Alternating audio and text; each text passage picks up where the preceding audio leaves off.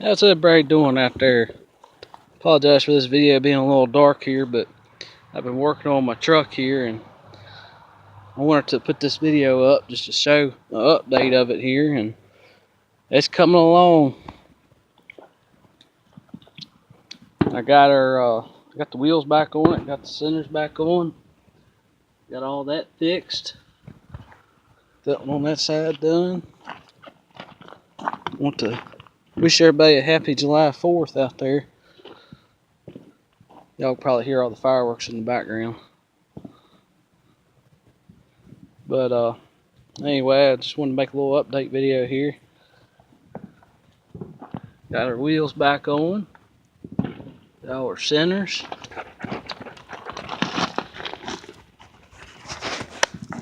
Got our dry shaft back on.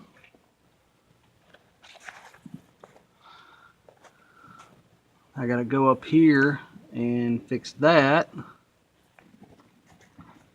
This is what it is. It's a guard that goes on this gas tank right here, and I gotta get a longer bolt. That's not gonna work, but this has to go up all together in there. That hole there, and that's what holds that little guard up beside this gas tank here. I gotta get that done. Then it's another bolt that holds this parking cable through there up.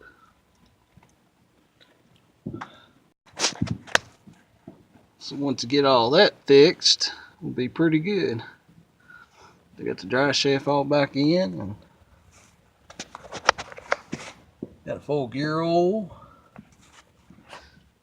We got a dry shaft back in, sitting in the ears like it's supposed to be. As before, y'all look back at my previous videos, what happened, somebody had a 1330 U-joint, which is what this is. Not this U-joint, but that's what this dry shaft takes, is a 1330, because this is wider than the yoke. This is the 1330 on the dry shaft here, and the yoke is a 1310. So I went ahead and got a U-joint for it that adapts to that. This side is a 1330, the other side is a 1310. I got all that in because before, the way they had it is as a 1330 U-joint, just a regular U-joint. Both sides were 1330, and it was sitting on top of these ears right here. These cups were, and I didn't like it. So I pulled that off and got this adapter so it sits down in the ears like it's supposed to be. That's the way it should be. So that's sitting in there like it's supposed to be. That's how it's supposed to be sitting in there. Because they had that, the old U-joint was sitting right on top of these ears right there, and I just don't like it. That's dangerous. But got that fixed. Got full gear oil now. Got all that done. Our axles are all back in. I went ahead and got my buddy to come down and help me bleed the brakes on it. I got the brakes bled. And I went ahead and replaced the brake line on the other side here, which is this brake line right here.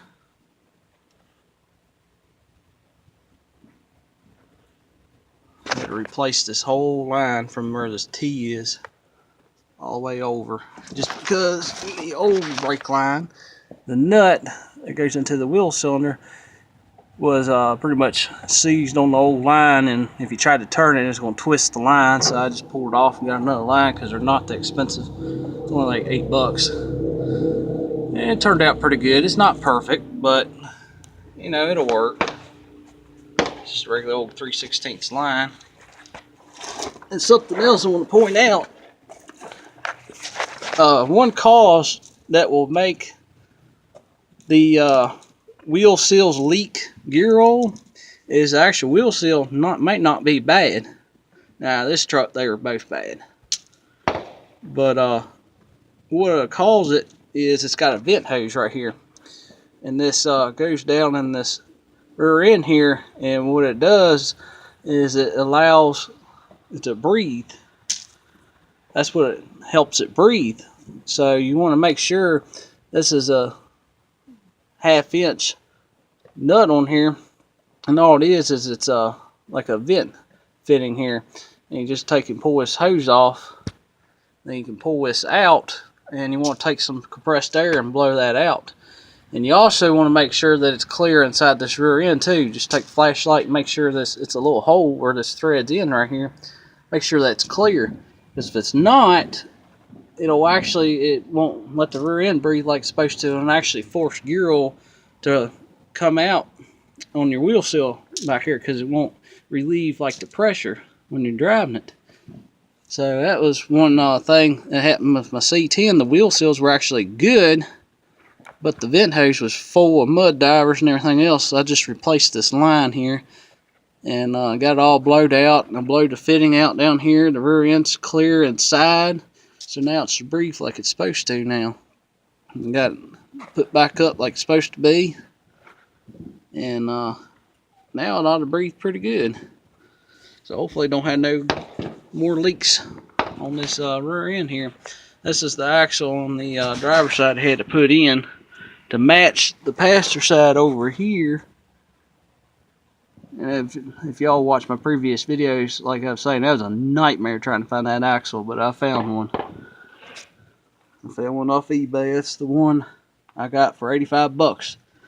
And all them axles are different. They're not all the same length, and some of them are the same length, but they take a different bearing, and you got to be careful about that. You got to make sure when you pull your axles out, if you got a 9-inch like I got here, one of the most popular rear ends, Ford ever made, and hot rodders and everybody else use them.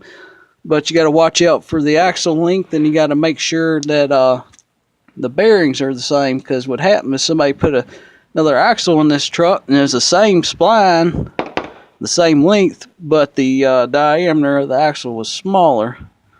So that's why I pulled it out and found the axle for this driver's side so it would match the passenger side, because they were both same spline, but they took two different bearings, and I don't like that. And they will fit in this housing in this rear end, but the problem is that's a ball bearing style, and I don't like those because the seals are bad about basically falling out, and I don't like it. So I swapped it out and upgraded it to a regular wheel seal. It's about the same kind of like style as GM uses, but I got that in there. Got this rear end just about all back together. Got the brakes bled, and got a decent pedal back on it now. Because what happened before is when you hit the brakes, I mean, it goes straight to the floor. Now it's pretty good now. It's got a good, hard, stiff pedal now, so got them bled now. And now I think I got pretty good brakes on it. Now I got to go back through and fix this parking. I got to put all new parking cables on it, because those are pretty much trash underneath. Because what was happening is the line on the passenger side, which is this one right here, was actually froze. So I had to go up there and keep playing with it, because the cable was frozen inside that housing there that it goes inside of. And when I went to put my brake shoes back on, it was pulling them.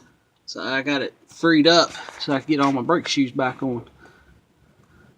So that was pretty easy to fix. I'm going to go through and put all new parking cables on it. This is temporary. I just want to get brakes on enough so I can take down the road and see how this C4 shifts. Make sure it shifts good. Make sure we got, first, second, third gear and all that good stuff. And believe me, this is only temporary. It's not going to stay this way. I'm going to go through and I'm going to order all new drums for it. I'm going to get new wheel cylinders. I'm going to get new shoes and all the springs and all that good stuff, and replace all the parking cables. I just want to get enough now to where I can move it around. But 2 years ago, if y'all look back at my videos here, my goal was for July 4th of 2016, I wanted to get my Chevelle running. And get the 283 running and get the cam broke in and everything. And this year, for July 4th, I want to get this truck where I can move it around, and I just about got it. So I'm pretty happy about that. It's going to be a lot nicer. I'm still looking for a 302. Still looking for a 302 for this thing, because this 302 is junk. But I'm probably going to end up doing this last. Because I want to save doing this motor last, because that's going to be one of the last final things I get to. Because I really don't want to pull it out now. Then I won't be able to move the truck around if I need to. Because it still runs, but I want to keep it running so I can move it around. That's why I haven't pulled it out yet. But once I get my brakes done on it, and put on my new part cables and all that good stuff on it, and make sure that transmission shifts good and everything, then I think we'll be ready to pull it out. This will be one of the last things I'm going to do. And hopefully after that's done, then I can go take it up and get my tags and all on it and all that good stuff, and hopefully start driving it. That's going to be so much nicer. I actually have power brakes, which the other truck has power brakes, but the benefit of this is be power disc brakes versus drum brakes. And there's nothing wrong with drum brakes. I've had them plenty of stuff all the time driving around with drum brakes. It's just a lot nicer to have disc brakes. Got a little more stopping power there. But what I'm gonna really love about this truck is we got power steering. That's gonna be nice. And the other nice thing is we actually have windows that roll down nice.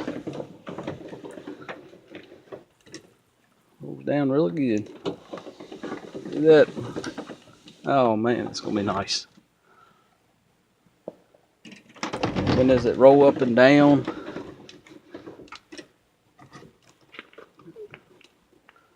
Vents that open up like they're supposed to.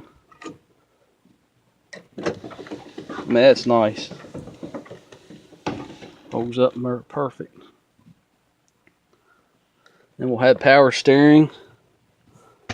Plus we'll have power disc brakes. That's going to be so much nicer. Now I'm going to have to put new rotors on these. These rotors are nowhere near perfect. All this stuff's going to get replaced. I just want to get the truck where I can move it around and really check it out real good. I want to make sure that transmission's good and all that good stuff, which I'm sure it's fine. I tell you what though, I really love these wheels. Those wheels really make it stand out. I wish the video wasn't dark. Apologize for that, but I really wanted to get this up because I'm getting excited about this now. One thing I noticed is these tires are 235/70 R15s on the driver's side, and on the passenger side these tires are 235/75 R15s. The only difference is they're a little taller. I was wondering why it was kind of sitting like that a little bit, but that's no big deal. These tires are not staying on here. I'm thinking about putting 31 10.5 tires on it, maybe. That's later down the road. That's after we get 302 and all that good stuff done first. Which I may do the tires first. I don't know. I really want to do that motor last, because that way I can keep it running and keep it where I can move it. And on the bad side of today, I don't know if y'all can see that, but that is a yellow jacket nest. And I tell you one thing, them things will light you up. I got stung by 3 of them, but I fixed them. I took a little gas and put it on and killed them all. There's one of them right there. Hate them things. Them things lit me up because I was going underneath this truck putting gear oil in it and filling it back up. I didn't notice that that nest was under this thing. And them things lit me up. Gotta love yellow jackets. That's where we're at right now, though. We're definitely getting there. Everything looking pretty good. Backlash and everything seems pretty good. It's gonna be nice. It'll be really, really nice. I'm gonna actually what I want to do is I want to get this truck home. I'm gonna take one weekend and bring it home, and I'm gonna take and get some degreaser, and I'm gonna degrease this whole rear end underneath here. I want to clean everything up real good because I'm going to go get some paint and paint this rear end up and make it look nice. I'm going to do the same thing to the dry shaft too, get it all cleaned up and paint it. And get all that good stuff done. It's been a pretty good day besides those yellow jackets. But it's definitely coming along. And the good thing too is I went ahead and blowed the fuel line out on this truck, which is right down here. It loops around and goes up to the fuel pump up there. And I blew it out, and it's clear. So I'm gonna take his sending unit off because this fuel tank does not look that bad. Because what I'm hoping is I'm gonna take that sending unit out. And I'm going to take and check this tank and make sure it looks pretty clean inside. And hopefully I can get where to run off this tank. Because the guy that had this thing, he was going to scrap his truck, and then he started unhooking it. I had plugged the sending unit back in, hooked